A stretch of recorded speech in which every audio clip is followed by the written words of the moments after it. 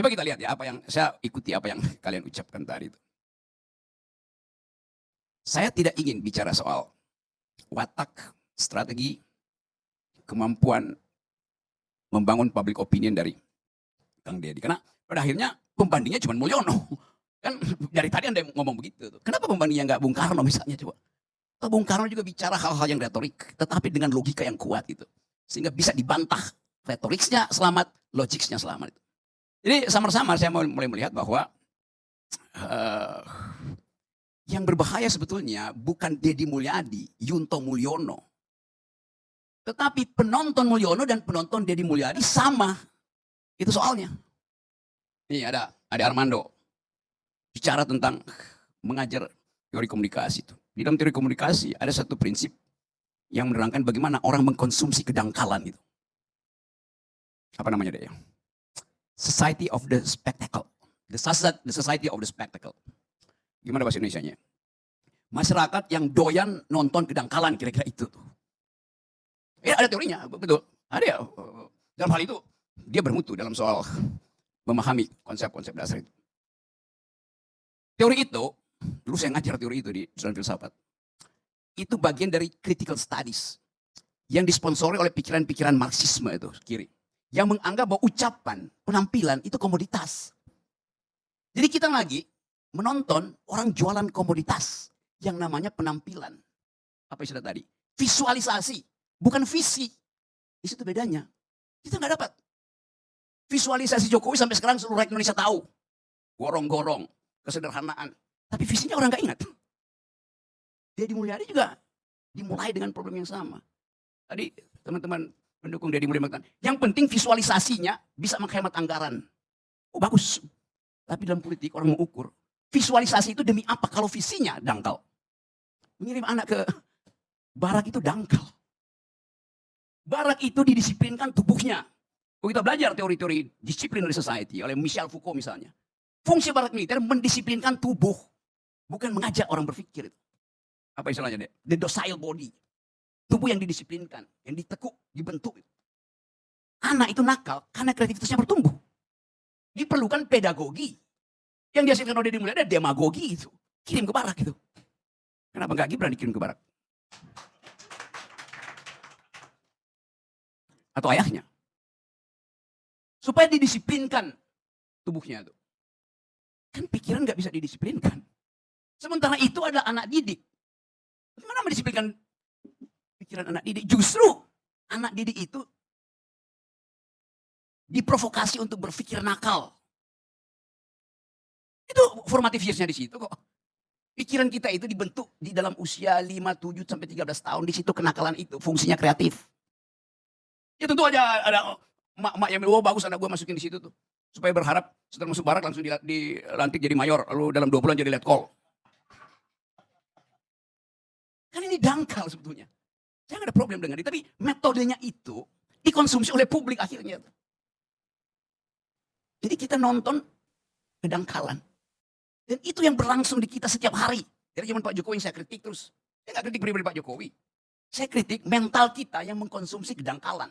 Jokowi ngerti bahwa hanya dengan menjual kedangkalan dia bisa bertahan. Menurut apa? Lempar-lempar hadiah. BLT, gorong-gorong, segala macam tuh. Itu kan jualan kedangkalan. Hanya dalam masyarakat yang IQ-nya 78, kedangkalan itu laku. Dan kita masih di situ. Saya masih cari-cari datanya WHO bilang, World Bank bilang, memang masih 78, Anda lihat sekarang, masih 78 IQ kita. Selama 10 tahun Pak Jokowi, 78 terus. Akibatnya apa? Ya kedangkalan itu laku terus. Logikanya begitu. Jadi bagaimana mungkin kita mau upload sesuatu dalam bentuk yang visioner. Kalau yang dihasilkan adalah visualisasi, bukan konseptualisasi. Itu soalnya di situ.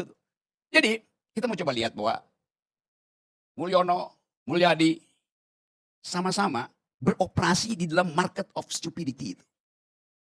Yang terjadi itu, faktanya ada di situ kok. Kita nggak lihat bertambah pengetahuan kita selama 10 tahun ini tentang ide itu. Jawa Barat tetap cara berpikirnya ya nggak maju-maju memang. Jawa Tengah sama aja. Artinya Indonesia nggak maju-maju, ukurannya jelas. Tidak bertambah IQ kita. Padahal itu yang diperlukan untuk compete. Duel dengan anak muda Eropa, anak muda Taiwan segala macam. yang kita sebut bonus demografi. Itu juga yang menyebabkan kita seolah-olah ada dalam rasa malas untuk mengkritik. Saya mengkritik terus-menerus, tapi ya saya bicara aja, nggak ada soal kan. Tapi kemudian buzzer, serbu Rocky Gerung. Rocky Gerung cerewet. Rocky Gerung mulutnya nggak bisa dikendalikan. Kenapa? Karena dia jomblo. Buset. Itu kedunguannya begitu. Ada yang punya keluarga tetap dungu sebagai raja. Jadi kita mau bikin renungan ini kebetulan 21 Mei hari reformasi untuk melihat sebetulnya di benak kita apa konsep kita tentang leader itu. Yang kita lihat sehari-hari adalah dealer, bukan leader. Yang nggak mampu mengucapkan sesuatu dan didalilkan untuk dibantah. Leader, dia bikin dalil supaya dibantah. Ini ada leader nggak mau dibantah. Begitu dibantah dikirain buzzer itu. Bagaimana percakapan bisa muncul? Kalau opini publik dikendalikan oleh buzzer itu. Jadi saya balik pada teori tadi, society of the spectacle itu. Di mana menonton kedunguan itu makin lama makin mencandu. Ini akan terbawa sampai 2009. Kita mesti hentikan itu. Supaya ada filter intelektual, filter akademis. Kemampuan ini harus dimulai sekarang. Untuk memastikan bahwa politik Indonesia ini didesain untuk menghasilkan pemikir, pemimpin intelektual. Jadi bring intellectual back into politics itu. Kembalikan, bukan orangnya, kembalikan cara berpikir intelektual itu ke dalam politik. Hanya itu yang memungkinkan kita mendorong negeri ini untuk compete di tingkat global kan. Lihat diplomat-diplomat kita tuh, buta huruf, bertengkar di forum-forum internasional, setiap kali saya ada di forum internasional, buset, memalukan. Panggil Deddy Mulyadi, bertengkar di forum internasional. Oh enggak, Deddy Mulyadi cuma mau jadi pemimpin Indonesia 2009. Tanggung. Artinya takut bertengkar di forum internasional. Sama dengan Jokowi, takut bertengkar di forum internasional. Dan kita diledek sebagai bangsa yang tidak bisa berpikir karena melihat satu dua orang tidak mampu berpikir internasional. Dan itu adalah prinsip pars pro toto. Sebagian dibebankan pada keseluruhan. ILC masih berpikir kok. Walaupun dia dua orang-orang yang nggak bisa berpikir. Tapi faktanya ILC tetap ada. Jadi kita mau asuh bangsa ini, kembalikan bangsa ini dengan pikiran. Pendiri bangsa ini orang yang berpikir. Bung Karno dengan penuh retorika bicara. Berkali-kali kita lihat bagaimana kemampuan logika Bung Karno itu dibungkus dengan retorika yang bagus. Yang di kita semuanya retoris, tanpa logik. Satu waktu Bung Karno, kita sama wartawan, dalam persaingan politik dengan Sultan Syahrir, Bung Karno kalah, Sultan Syahrir jadi Perdana Menteri. Pasti jengkel Bung Karno. Wartawan sedorin.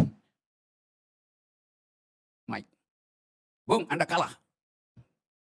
Bersaing dengan Sultan Syahrir. Kata Bung Karno, seperti rotan. Saya tidak patah, saya hanya melengkung.